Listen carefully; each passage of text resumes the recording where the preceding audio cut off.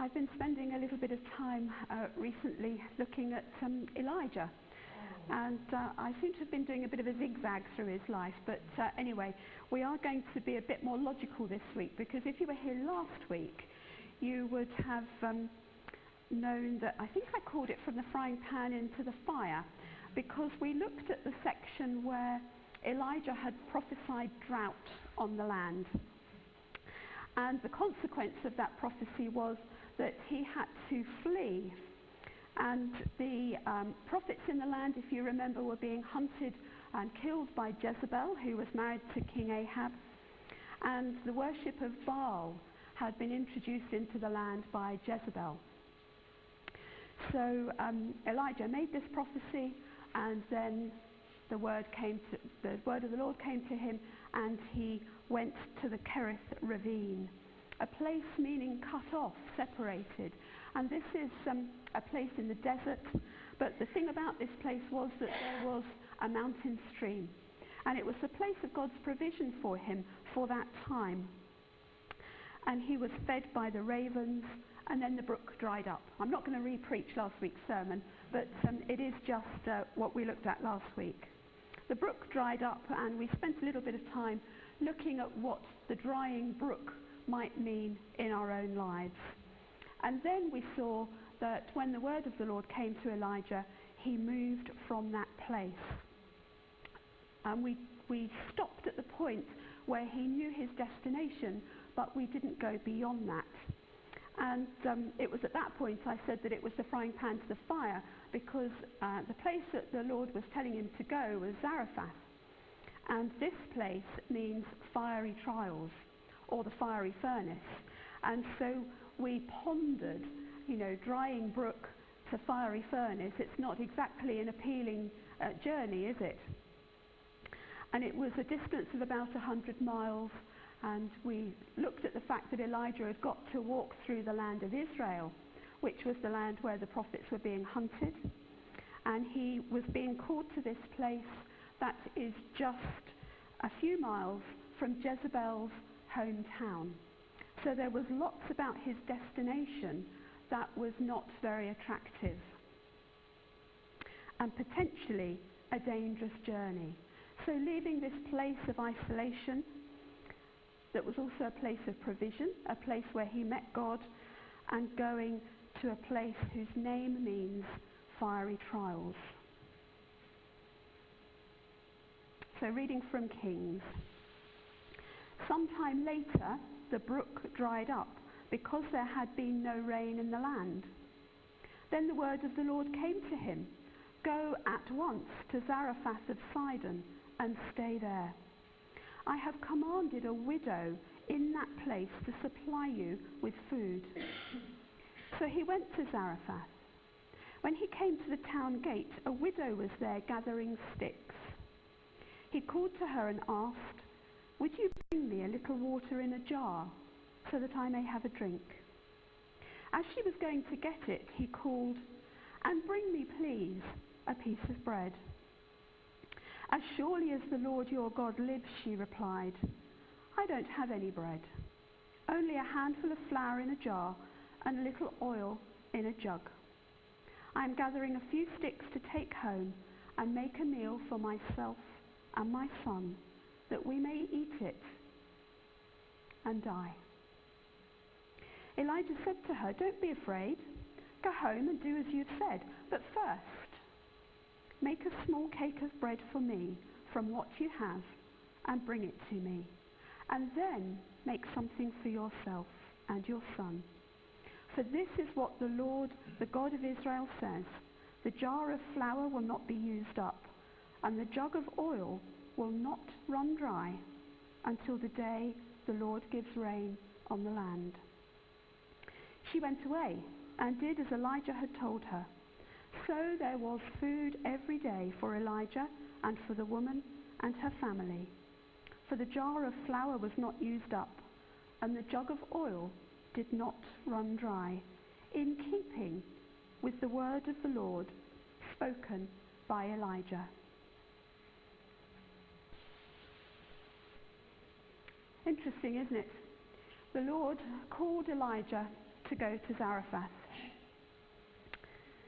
He gave Elijah the destination, but gave him absolutely no details of the journey. Nothing about the in-between bit, nothing about how to get there. Just, this is where you are to go. No sat-nav, just go there. And when I was looking at this the other day, it reminded me of, many of you know that before I came to Crowhurst, I was working at a place called Burswood. And I very, very clearly heard the word of the Lord that he was calling me to go to Burswood to work there. And that was all I heard. You will one day work in this place. Nothing about how, nothing about what I was to do in the meantime, nothing about when. And it was 10 years before that came about. And all that time in the middle, thinking, I'm here. How on earth am I going to get there? Because I don't seem to be on the right path. And yet, I was on the right path. And so I think I understand something of Elijah's story. This is where you are to go, but you have to find your way there. So when God calls us, we have to journey in faith when we hear the destination. Not a little trepidation, probably, but we have to keep our eyes on him. And no doubt, as Elijah made his way across the land, there would have been many questions in his mind. At least there would have been in my mind if I was in his shoes. He did at least know who he was looking for. A widow. Now that's not promising, is it? Not much to go on. A woman in a pagan land, so probably quite unlikely to share his faith. And widows were not known for being rich. They weren't known for having very much. And yet, God was saying, this woman will provide for you. So I sat there thinking, well, if I was in Elijah's shoes, what would be going through my mind then, through this journey? Where will I meet her? How big is this place anyway? Where do I start? How do I find her?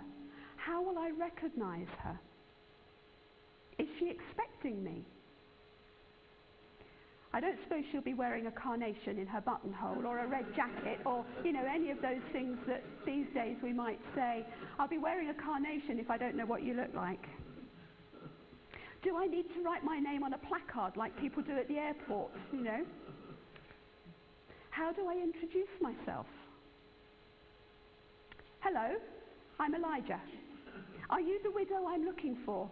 No, that doesn't sound right, does it? That sounds more like a chat-up line.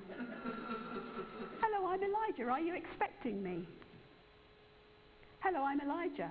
Has God told you that I'm coming? None of them sound like good starting places, do they? But Elijah, as we know, was a man of God. In fact, he carried the very name of God in his name. Elijah means, my God is Yahweh, my God is Jehovah. So he carries the very mark of God in his name. And we know that he walked by faith. After all, if God can command ravens to keep me going and to feed me by a brook, then surely he can do this. Even if I don't understand it, I don't understand how it's going to work out, I don't understand how I'm going to know this woman, but if God can bring the ravens to feed me, then he must surely be able to do this. And it says Elijah came to the town gate, which was the entry place into the town. And there, perhaps he pauses and he sees a widow gathering sticks. It sounds like she was perhaps the first one that he encountered. Isn't that kind of God? Although Elijah at this point didn't know that it was the woman. But it is the kindness of God. And Elijah calls out to her. It's a bit strange, I think, in our culture, but in the culture of the day, This would not have been unnatural, a stranger in a town to ask somebody that lived in the town for a drink. After all, you wouldn't know perhaps where the well was. Jesus did that, didn't he, when he met the woman of Samaria? He asked her for a drink. It was a common thing and a common courtesy to supply. So he used the custom of the day. He called to her. In fact, the meaning of that word is much stronger than just hello. It's a beseeching. It's an imploring. Bring me some water. I dare say he was thirsty.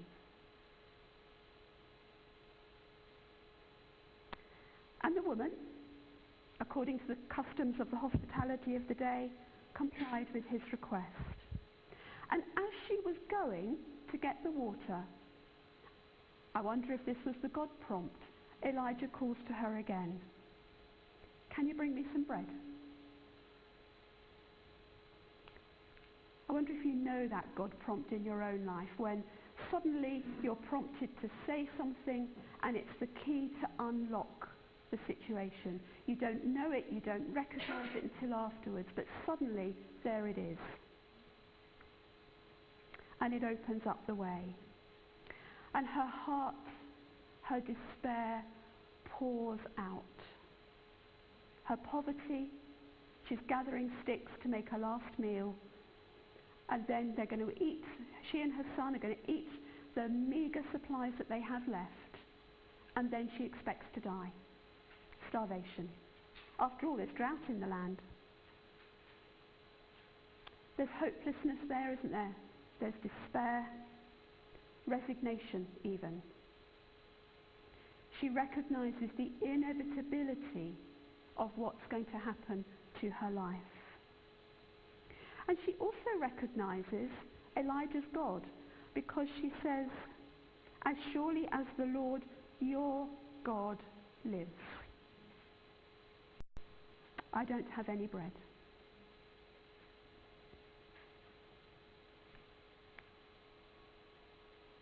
And yet, she doesn't absolutely categorically deny his request. And it's at this point that I think Elijah could come across as just a tad insensitive, because this woman has poured out her heart to Elijah. She's poured out her despair. She's poured out how little she has left. And Elijah says to her, go home and do as you've said, but first make a small cake of bread for me. Haven't you heard what she said? Haven't you understood, Elijah, that this woman has nothing left? Doesn't he understand her complete poverty and despair? But he is a prophet. And then the prophetic word comes. If you do this, the jar of flour will not fail. The jug of oil will not dry up. He knew of God's provision at the brook. I wonder if she had any precedent in her life whatsoever for taking a step of faith, for trusting a man she'd never met before, for trusting in his God who she didn't know. Had she any precedent for that? And yet somehow she did. She did it. And the hand of God provided. And there was a quiet miracle. Isn't that lovely? A quiet miracle. God could have filled all her vats of flour and all her barrels of oil in one miraculous provision. But it doesn't seem that he did that. Maybe that would have brought the whole thing to the attention of the villagers, and she would have had queues and queues down the street. And maybe that's not what God wanted. Maybe God wanted them to trust every single day that maybe today this is the last of the flour, and maybe today this is the last of the oil. Because ultimately her ability to trust Elijah and his ability to trust God brought the provision. And we haven't read this bit, but it is the means by which her own son, when he dies, in the story that comes next, Elijah is there on hand to restore him. Because it seems that he lived with her, he stayed with her. Or at least he was very close by. Had she not done that, Elijah may not well have been there when her son died. She didn't know that that was coming. So I wonder what we can learn from this. There's something, I think, about God's call to a destination, and somehow we have a journey of faith to make to get there, where there may not be very many signposts along the way. Maybe there's something in your life that needs God's supply. And this is about looking at the supplier, not on the lack of supply that we have. Maybe you're walking in Elijah's footsteps, blindly at this moment following a call that you have a sense of where you're going, but you don't know why you're going. Maybe you're the widow. Maybe you are the widow who is completely wrung out, completely in poverty in one way or another. Because it doesn't just have to be in material things, does it? And yet God seems to be asking something of you, and you're saying, Lord, why are you asking me this? Because I have nothing from which to give. And yet the Lord is asking it anyway.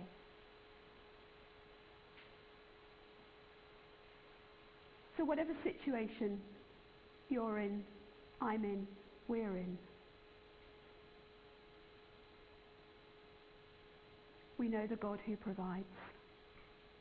And he is faithful.